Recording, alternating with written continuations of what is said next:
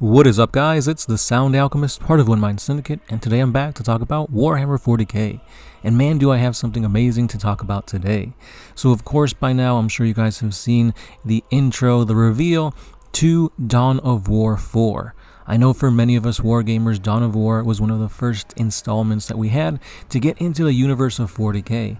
It was tons of fun back in the day, and now we're going to be able to do that again with the reveal of the AdMech, the Space Marines, the Necrons, and the Orcs going toe-to-toe in this new revamped version. And speaking of just going toe-to-toe against your opponent with these classes, it was really interesting that the Necrons were brought so late into the inception of the Dawn of War series, considering how popular they were. So today I wanted to find what makes the Necrons so amazing in 40K, and I came across this excerpt from the novel Ruin. So without further ado, guys, let me know if this excerpt is as badass to me as it sounds to you. So let's dive right in. So within this novel, Altix, the exiled second son of a once proud Necron dynasty, has broken his exile to return to the crown world of Ithakas to warn of an impending imperial crusade. Ithakas has long been on a decline, and it is now a hollow shell of what it used to be. In the desert surrounding the capital, he encountered his estranged older brother, Joseras, obsessively cleaning his entire contingent of immortals by hand. Now, much later in the book, Altix and Joseras have fixed their relationship, and they're leading the remnants of Ithakas' defenses against this crusade. The defense, however, is going poorly, and despite their best efforts, they know that they will be overrun soon. Joseras decides to hold the line so that Altix can escape and lead the remaining Necrons to find a new home. He embraced Altix for the first and last time in 60 million years. "None of this is permanent anymore, Altix," he said, leaving one hand of assurance on his younger brother's shoulder. "The stones will be broken. All that is permanent will now be anew, and the people with you, expend all you need to protect them. Expend everything to preserve the honor of the ages. Burn all you need to. Burn yourself if you must, to keep the flame alive and stave off the cold."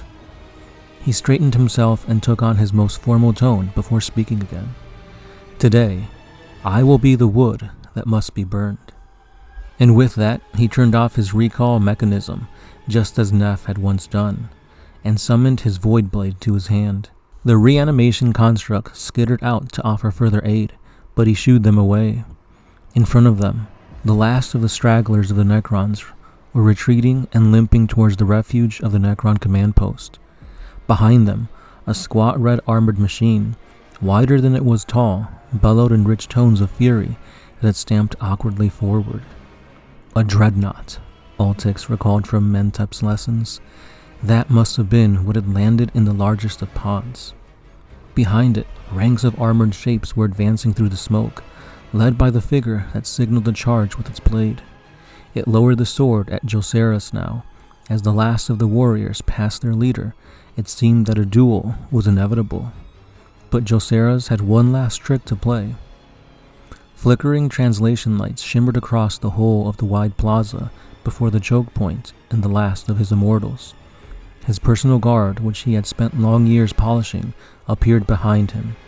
While most of Joseras' legion had been spent earlier in the defense, clearly these had been held back until the last, final moment. "Remember us," he yelled, voice elevated in passion for the first time in his existence, as he raised a cackling black blade above his head. As he did, all along their ranks the immortals lit up with core fire and shifted from green to the brightest of gold. It shone, not from rows of black nodes, but from the intricate web etchings that had been the stories of their lives. Joseras had never been cleaning them after all. He had been ascribing them with scrimshaw carvings of impossible detail. Every feat of every individual recorded with painstaking effort across their entire bodies, as their commander had acted in replacement for their minds that they had lost. Joseras had remembered their deeds and inscribed it on them. Altix knew he would never understand why, but if he had to give a guess, he would have said that it was his elder's way of paying silent penance for the legionaries who had died in the training yards all those years ago, to teach his younger brother that life had no value. One last time, Joceros was admitting to his mistakes.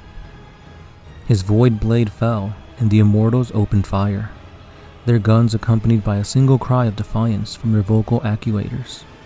It was possibly the first sound that the soldiers had made since they had possessed the voice of flesh and blood.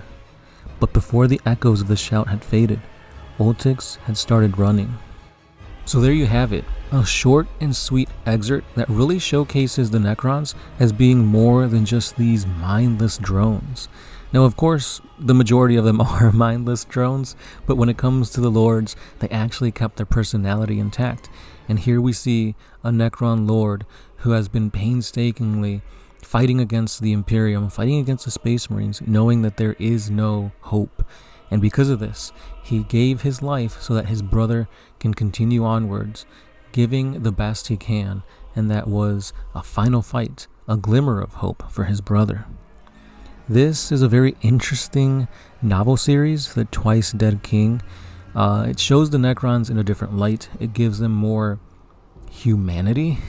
And I know a lot of people won't like this, because when the Necrons first came out onto the actual game, they were automatons, mindless, just robotics that were just there to destroy and nothing else.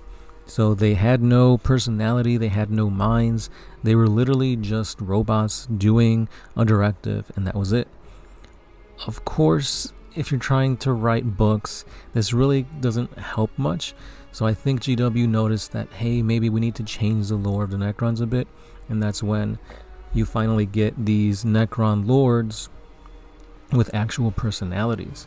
And we do see that in the recent iterations of Warhammer Plus TV series, whenever you do see the Necrons, yes, the majority, the rank and file, have no say, they have no voices, they have no thoughts, they have no personality.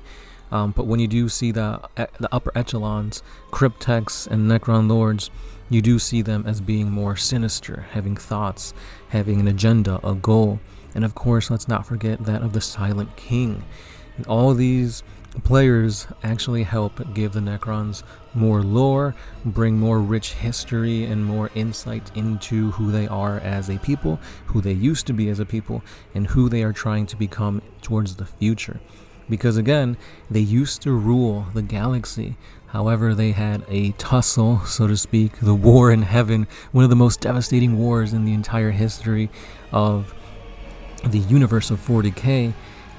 Led to their, I wouldn't say demise, because it was almost like a stalemate, I guess I would say, where the Necrons decided to just sleep it out, and the old ones left the galaxy.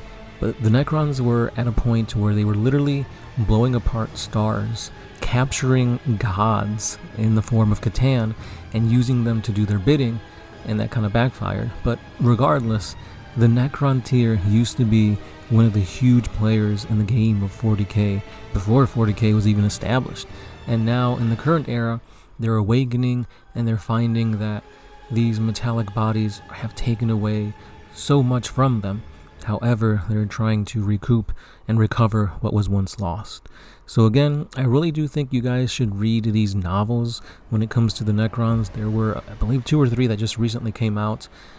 Really good. And again, if you just think of the Necrons as these mindless robots, think again, and you'll probably be surprised that their lore is actually more rich and more satisfying than you were led to believe. But that's all I got for today, guys, so thanks again for watching, listening, commenting, and subscribing. This has been the Sound Alchemist, part of One Mind Syndicate, and I'll see you guys in the next one. Peace.